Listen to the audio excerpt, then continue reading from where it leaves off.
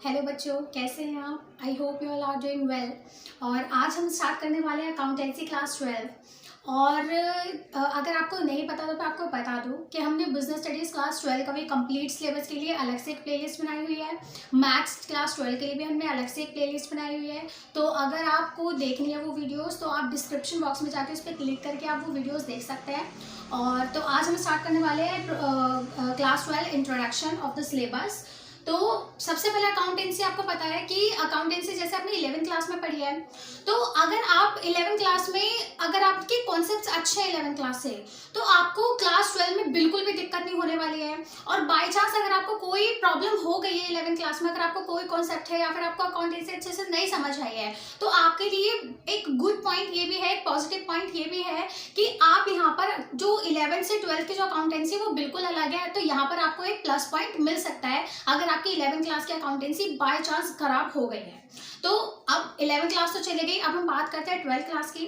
तो 12th class की जो अकाउंटेंसी है वो मेजर 3 पार्ट्स में डिवाइड है, जैसे कि आपको दिख रहा होगा यहाँ पर 3 पार्ट्स हैं। तो अब मैं स्टार्ट करती हूँ आपको हल्का सा इसके पूरे सिलेबस के बारे में इंट्रोडक्शन देना, और फिर नेक्स्ट क्लास से हम अपना फर्स्ट चैप्टर स्टार्ट करेंगे एनपीओ। तो बाकी डिटेल तो हम जब हम चैप्टर में पढ़ेंगे तो उनकी डिटेल तो हम तभी डिस्कस करेंगे। अभी मैं आपको जस्ट बता देती हूँ कि हर चैप्टर थोड़ा थोड़ा सा इंट्रोडक्शन देके हम अपना आगे चलते हैं, ठीक है। तो सबसे पहले हम स्टार्ट कर रहे हैं अकाउंटेंसी ऑफ क्लास 12। तो इसमें आपको पता है कि 3 बुक्स हैं, इसको आप 3 पार्ट्स में बोल सकते हो, 3 बुक्स भी बोल सकते हैं। तो मेन अगर मैं कहूँ तो इसके 3 पार्ट्स हैं। बुक तो कोई कोई 2 भी बना लेता है, 3 भी बना लेते हैं। तो मेन अगर मैं कहूँ तो इसके पार्ट्स 3 हैं, part A, part B, part C. Part A जो है it is related to partnership. ये क्या है? It is related to partnership. ये पूरी जो है ये पूरी पार्टनरशिप से रिलेटेड है। जो पार्ट बी है it is related to company, ये कंपनी से रिलेटेड है। और जो पार्ट सी है ये आपका फाइनेंशियल स्टेटमेंट से रिलेटेड है। किससे रिलेटेड है? फाइनेंशियल स्टेटमेंट, ठीक है। तो आपको 3 याद रखने हैं। पहली बुक जो है वो आपकी पार्टनरशिप से रिलेटेड है, दूसरी जो है वो कंपनी से रिलेटेड है, और तीसरी जो है वो फाइनेंशियल स्टेटमेंट से रिलेटेड है। अगर मैं बात करूं पार्टनरशिप की, तो आपका सिर्फ एक चैप्टर है एनपीओ। ये जो फर्स्ट चैप्टर है आपका NPO, NPO stand for non profit organisation. तो इसका अगर सिर्फ ये वाला जो चैप्टर है आपका ये पार्टनरशिप के अंदर कवर नहीं होता, बाकी आपके जो ये रिमेनिंग 6 चैप्टर है ये सारे आते हैं पार्टनरशिप के अंदर। ये सारे किस में आते हैं? ये आपके आते हैं पार्टनरशिप के अंदर। तो ये चैप्टर क्या है? एनपीओ।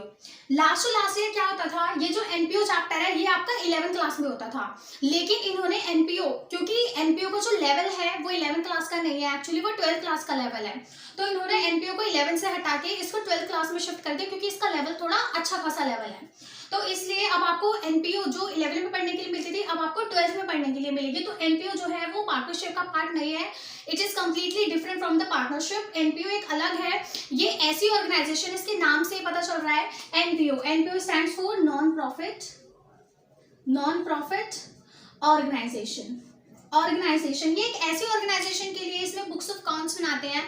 अच्छा, मैंने यहाँ पर एक वर्डिंग बोली बुक्स ऑफ अकाउंट्स, मैंने यहाँ पर बोला books of accounts. Books of account का सिंपल सा मीनिंग होता है जिसमें हमारे रेवेन्यूज, जिसमें हमारे असेट्स, जिसमें हमारे एक्सपेंसेस और जिसमें हमारे लायबिलिटीज का चिट्ठा होता है, तो उनको हम बुक्स ऑफ अकाउंट कहते हैं। जैसे पहले जमाने में क्या होता था, जैसे हमारे घर में भी होता है, मम्मी क्या करती हैं, जितनी भी इनकम आती है उसको लिख लेती हैं, जितने भी एक्सपेंसेस आते हैं उनको इनकम में से एक्सपेंसेस को माइनस कर देती है, तो वो क्या पता चल जाता है मम्मी को भी मेरे पास कितने पैसे बचे हैं। तो ऐसे हम लोग भी क्या करते हैं, अपने कुछ बुक्स बनाते हैं, बुक्स ऑफ अकाउंट्स बनाते हैं जिसमें हम अकाउंटेंसी करते हैं। हमने ड्यूरिंग द ईयर कितना अर्न किया, हमने ड्यूरिंग द ईयर कितना प्रॉफिट अर्न किया, कितने लॉस इनकर किए, और फिर अल्टीमेटली हमें कितना प्रॉफिट हुआ या फिर लॉस हुआ, और at the end of the year हमारे पास कितनी असेट्स है, कितनी लायबिलिटी है। तो ये सारा जो चिट्ठा है वो हमें बुक्स ऑफ अकाउंट से पता चलता है। तो एनपीओ जो है, एनपीओ एक ऐसी ऑर्गेनाइजेशन है जिसमें हमें ऐसी बुक्स ऑफ अकाउंट्स बनानी पड़ती हैं जो सिमिलर होती है प्रॉफिट मेकिंग ऑर्गेनाइजेशन से, लेकिन क्योंकि इसका जो टारगेट होता है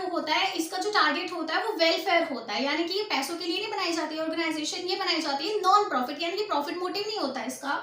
तो इसलिए अकाउंट्स तो सेम होते हैं, बिल्कुल सेम, बट उनका नाम चेंज हो जाता है। जैसे आप बनाते हो बैंक अकाउंट, जब आप अगर हम सिंपल किसी फॉर्म की बात करें तो उसमें हम बनाते हैं नॉर्मल से अकाउंट बनाते हैं बैंक अकाउंट, लेकिन उसके अंदर वही अकाउंट का नाम हो जाता है रिसिप्टेंट पेमेंट अकाउंट। तो वो तो हम डिस्कस आगे करेंगे।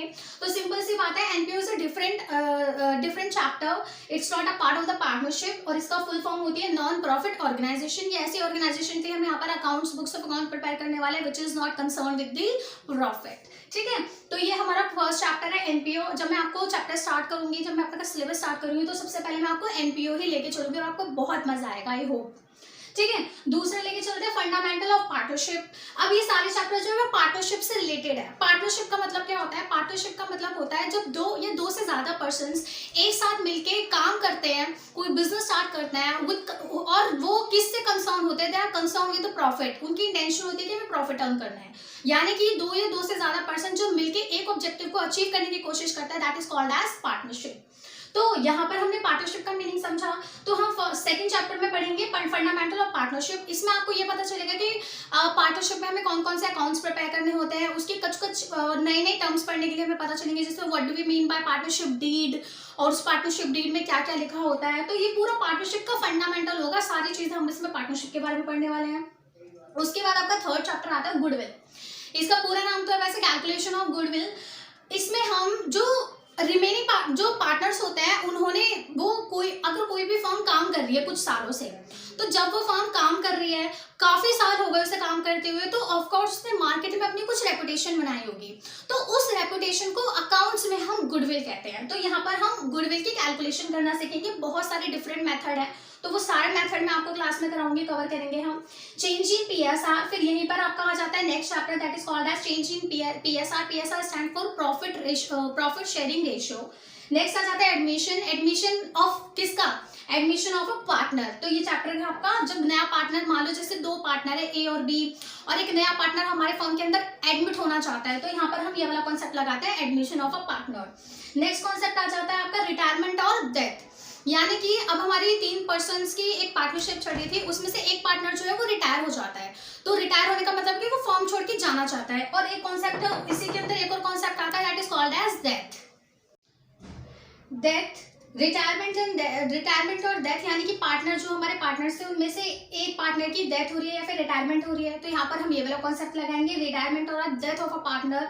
लास्ट आ जाता है डिसोल्यूशन। डिसोल्यूशन का मतलब क्या होता है? डिसोल्यूशन का मतलब होता है वाइंडिंग अप का मतलब, डिसोल्यूशन मतलब खत्म हो रही है फर्म, जो हमने फर्म बनाई थी वो हमारी फर्म खत्म हो रही है।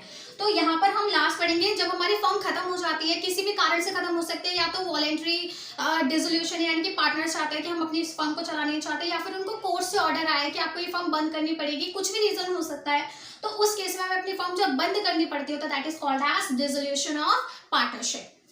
नेक्स्ट आ जाते हैं हम, ये आपकी पार्ट ए था, पार्ट 1 था। इसकी जो वेटेज है वो वेटेज है आपकी 40 मार्क्स की। आपकी जो ये फर्स्ट बुक आती है 40 मार्क्स की, ठीक है। अगर हम 80 मार्क्स की बात करें तो ये 30 मार्क्स की वेटेज रखती है, ठीक है। तो आपके लिए बहुत हैवी और बहुत ज्यादा हेल्पफुल बुक, और बहुत ज्यादा आपको, अगर आप इसको समझ लेंगे तो आपको स्कोरिंग करने में बहुत आसानी होगी इस बुक के लिए। दूसरी बुक पे आ जाते हैं। दूसरी बुक जो है आपको देखने में लगी ना, इसके अंदर 2 चैप्टर है, बट ये आपकी गलत फहमी है, क्योंकि ये 2 चैप्टर नहीं है, 3 चैप्टर है। अभी आपको बताती हूँ कैसे। सबसे पहले जो आपकी सेकंड बुक है, which is concern with company, यानी कि यहाँ पर तो हम अभी फर्म के बारे में पढ़ रहे थे, लेकिन यहाँ पर आप बात करेंगे कंपनी की। तो देखो, फर्म का मतलब क्या होता है? फर्म का मतलब होता है अनलिमिटेड नंबर ऑफ पर्सन्स, जैसे 2 या 2 से ज्यादा, मैक्सिमम 50, 100 ऐसे। लेकिन कंपनी का मतलब होता है जहां पर कोई लिमिट नहीं है, यहाँ पर जो एक ऑर्गेनाइजेशन होती है वो पब्लिक से पैसे मांगती है, बाय उनको इनवाइट करती है बाय पब्लिक इनविटेशन, तो उसको हम यहाँ पे बोलते हैं शेयर कैपिटल। जब पार्टनर होते हैं, जब पार्टनर पैसा बिजनेस में पैसा लगाते हैं, that is called as capital. लेकिन जब एक पब्लिक एक ऑर्गेनाइजेशन के अंदर पैसे लगाती है, तो that is called as share capital. Share capital समझ आया होप आपको? तो अभी हम डिटेल में जाएंगे, तब अच्छा ज्यादा हम ग्रिप में कर पाएंगे, डिटेल में कर पाएंगे। तो यहाँ पर हम जस्ट इंट्रोडक्शन ले लेते हैं।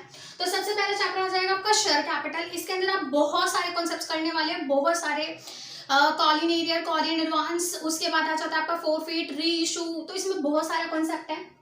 नेक्स्ट आ जाता है आपका डिबेंचर। डिबेंचर में क्या हो जाता है आपका? डिबेंचर में आपके 2 चैप्टर आते हैं, ये सिर्फ एक चैप्टर नहीं है, ये 2 चैप्टर है। सबसे पहले इशू ऑफ डिबेंचर, और एक होता है रिडम्पशन ऑफ डिबेंचर। ठीक है। एक होता है इशू और एक होता है रिडम्पशन। तो इशू, जब हम इशू करेंगे डिवेंचर तो वो एक अलग सेपरेट चैप्टर है, और जब हम इसको पे बैक करेंगे, रिडम्पशन करेंगे, रिडम्पशन का मतलब होता है टू पे बैक, तो ये हमारा एक सेपरेट चैप्टर है। ठीक है, तो यहाँ पर ये हमारा पार्ट बी है। इसकी जो वेटेज है ये भी आपके पेपर में जो है 20, मिनिमम 20 to 30 इसकी भी वेटेज है आपके एग्जाम में। नेक्स्ट आ जाते हैं पार्ट 3। पार्ट 3 का मतलब है कि ये जो है आपकी ये वाली बुक जो है, ये इन दोनों के कंपैरिजन में अगर मैं कहूँ तो इसके अंदर कॉन्सेप्ट्स थोड़े से कम है, और आसानी अगर मैं कहूँ तो इसमें सिर्फ एक चैप्टर है जो आपको थोड़ी सी दिक्कत क्रिएट कर सकता है, अदरवाइज आपके लिए ये बुक हलवा है, मतलब बहुत आसान बुक है। तो सबसे पहले देख लेते हैं, इसमें भी आपको 3 चैप्टर लग रहे हैं, बट ये 3 चैप्टर नहीं, ये 5 चैप्टर है। इसमें 3 चैप्टर को मैंने एक ही चैप्टर बना दिया, और वो है पहला first chapter financial statement and analysis. ये 3 चैप्टर है आपके, जो आपकी थर्ड बुक है इसके पहले के स्टार्टिंग के 3 चैप्टर बहुत ही ज्यादा आसान चैप्टर है, उनको आपको इतना दिमाग लगाने की जरूरत है नहीं। उसके अंदर हमें सिर्फ एक प्रॉफिट एंड लॉस बनाना सीखना होता है, उसके अंदर हमें बैलेंस शीट बनानी होती है। बैलेंस शीट भी 2 तरह की होती है, कंपैरेटिव एंड कॉमन साइज। ये सारी चीजें अभी आपको इतनी ज्यादा डिटेल में समझ आने वाली है नहीं, इसलिए मैं आपको इतना ज्यादा बता भी नहीं रही हूँ, क्योंकि जब हम डिटेल में करेंगे तब आपको अच्छे से क्लियर होगा।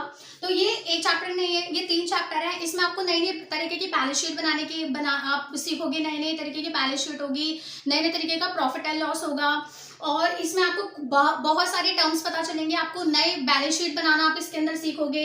नई बैलेंस शीट के अंदर एज पर schedule 3 of the companies act, उसमें हमारी शेड्यूल 3 में एक नई बैलेंस शीट लॉन्च हुई है। तो वो बैलेंस शीट में कौन कौन से आइटम्स होते हैं, कौन कौन से टर्म्स होती है, वो सारे टर्म्स इस चैप्टर के अंदर हम समझेंगे। उसके बाद आ जाता है आपका रेशियो में हम बहुत सारी एक्टिविटीज, बहुत सारे रेशियोज पढ़ने वाले हैं।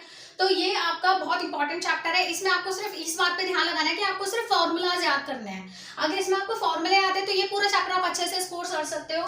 और लास्ट, पूरे सिलेबस का लास्ट चैप्टर है cash flow statement. Cash flow statement के नाम से पता चल रहा है कैश का इनफ्लो और कैश के आउटफ्लो पे हमें ध्यान देना है कि कैश का इनफ्लो कब हो रहा है और कैश का आउटफ्लो कब हो रहा है। तो इससे से रिलेटेड हमें एक स्टेटमेंट बनानी है।